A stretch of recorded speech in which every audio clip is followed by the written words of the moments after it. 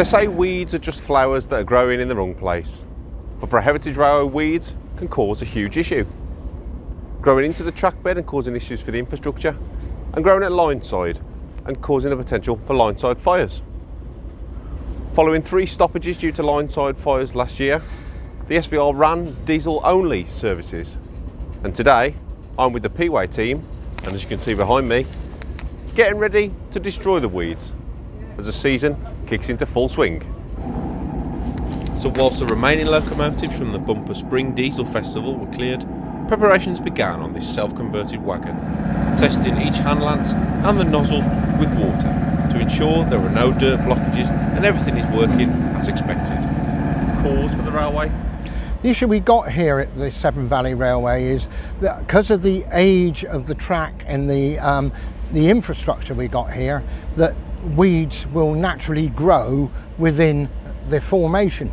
Now, because of we do not have a ballast cleaner where we can clean the ballast, it acts as a perfect garden for these sort of things.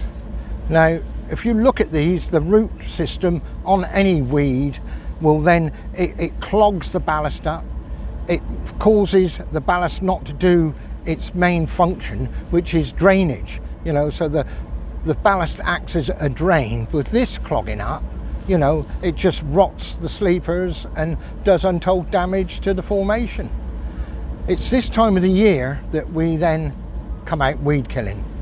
It's a great cost to the company, you know, for the cost of this chemical, as we got 16 mile of railway that we need to spray. And if you look around the railway, this is the perfect growing weather for these things. So round about May time, beginning of June is the ideal time to come weed killing. So the weeds are at their optimum length.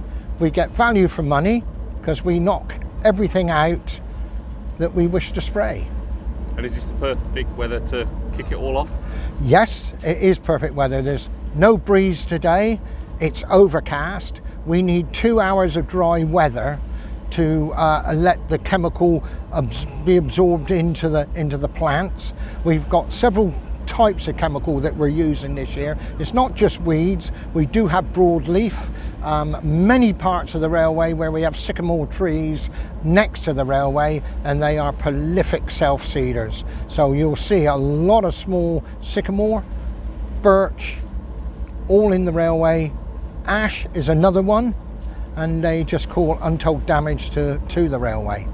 And this is obviously an issue that we saw last summer with lineside fires and changes to diesel. So will this negate the need for any stoppages or changes or potential for lineside fires? I can't guarantee it, but it's going to go a long, long way to eradicating the problems that we had last year. The weeds grew so tall, and because of the COVID situation, we couldn't spray at the right time. So we were late spraying. Of course, everything then went with the weather, everything went like straw in hay, and of course that is not an ideal condition when you're using steam engines. As the HST passed us to change lines before departing for the main line, we managed to grab some time to talk chemistry with a member of the P-Way team. So Brent, this is obviously a lot more than going around your garden with some weed on. So tell me about kind of the chemicals you're using and what the process is from here. Right, well, one of the basic chemicals we use, one of the important ones, that is the residual chemical which goes down on the track. That forms a chemical barrier below the stone on the soil. It stops any regrowth of seedlings or anything that grows through it. It'll kill it for up to 5 months as it comes through. We add glyphosate, which is just a really concentrated salt. That kills anything that's green that's already above ground before this can kill anything as it grows through it. That, not too expensive, this hideously so. These pots are about £70 each, and it takes 3 of these to a hectare to treat.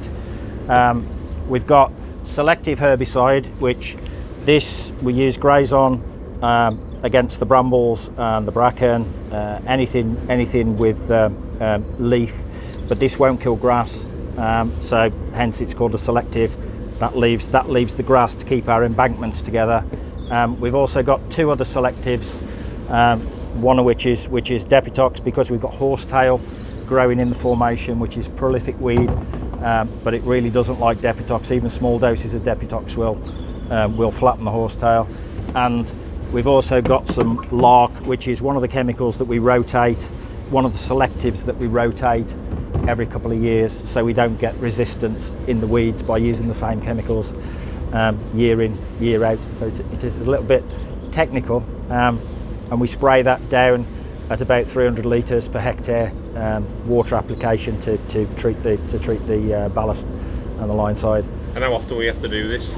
We do this once a year, around about this time. You've got to allow the weeds enough time to come up, so we've got something to kill. They've got to be actively growing. They shouldn't be drought stressed. So ideally, we want a mixture of weather beforehand, so everything's growing well. And I say the residual will go down. That'll work for 5 months. The glyphosate will kill anything green, and you should see the clear tram lines of the spraying swath appear quite quickly.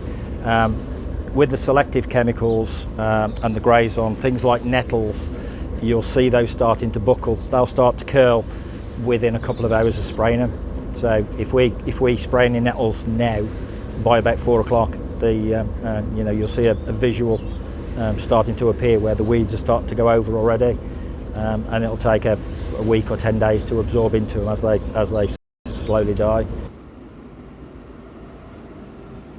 And as the high-tech HST headed out onto the main line past our powerful wagon and shunter combo, it was time to get to work.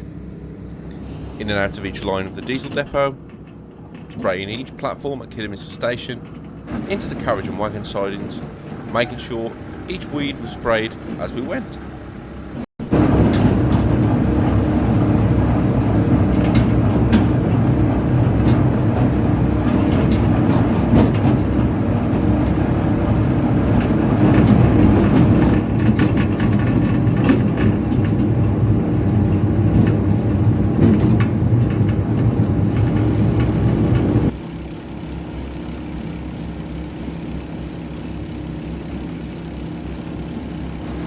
Flying the Jolly Roger, Brent and Lee, pirates of the P-Way, continued to work hard to clear any unruly greenery from Kidderminster station, before, with a simple flick of some taps, it was time for a well-earned brew.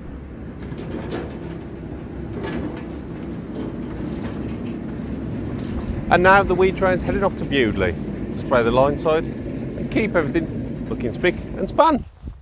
During your next visit, take a look at the line side and see the work that the team and the weed train have done. And make sure you like, rate and subscribe, and we'll see you again very soon.